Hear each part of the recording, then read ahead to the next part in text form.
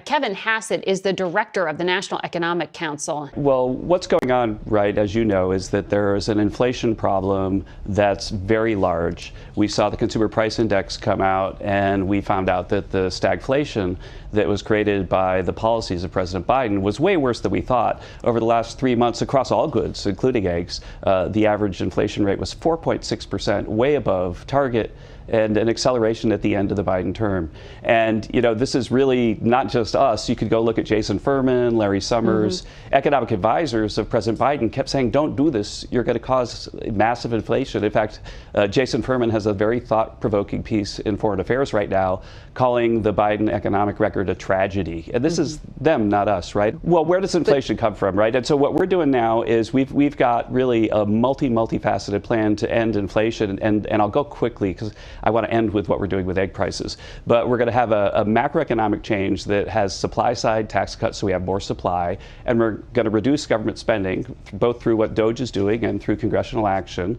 And so therefore, the macroeconomic forces that Jason Furman said were a tragedy are going to be reversed. That's a good thing. Then we're also going to have a lot of energy production, a lot of deregulation. And then finally, when needed, we're going to focus on the individual thing-by-thing pieces. And so, for example, you mentioned avian flu. President Biden didn't really have a plan for avian flu. Well, Brooke Rollins and I have been working with all the best people in government, including academics around the country and around the world, to have a plan ready for the president next week on what we're going to do with avian flu. In fact, I was editing the thing with them tomorrow. But the final thing, and then I'll give it back to you, I promise not to filibuster. The question is, like, why did we do this? Why did we do this? That's what everybody's talking about. Why did Biden print so much money and cause so much inflation? Why did he do it? Oh, Kevin, that's what I'm thinking about. Kevin, you know, we talked about that on Face the Nation quite a lot. I don't want me to criticize you. Okay, good for you. No. So next week we'll see the plan on how to get avian flu, how to get bird flu under. I could talk about it right now if you'd like to. Yeah. So again, the Biden plan was to just kill chickens, and they spent billions of dollars just randomly killing chickens within a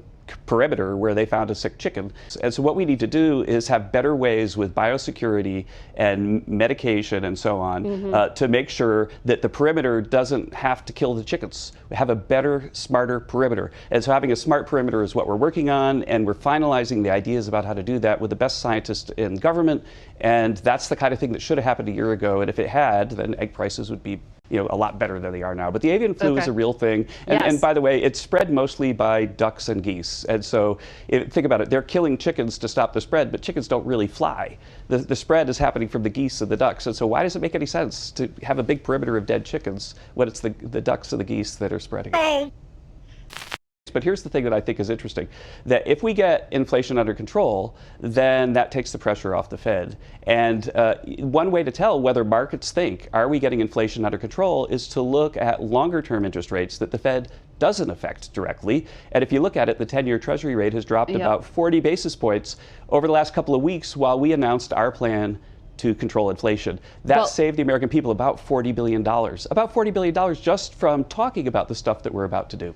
Okay. It's pretty good. Right. Inflation rates are already, I'm saying that the interest rates are already lower by 40 basis points. So interest rates are lower. The one that matters the most for the economy is maybe the 5 or 10 year rate. Those are the ones that matter the most, and those are down already. So the president's right about that. Before we that right now, U.S. companies are paying foreign governments about $370 billion a year in tax. And foreign companies are paying the U.S. government about $57 billion in tax, and a lot of it is because of the VAT. But if we didn't have to pay the foreign government's tax, over 10 years it'd be about $5 trillion of tax that U.S. citizens don't have to pay. That would more than pay for the tax cuts that we're debating right now. And so if we get some of that money back, either through tariffs or obviously if they reduce the tariffs and VAT, then that's good for Americans. It's going to put more money in their pockets, and that's what President Trump is trying to do.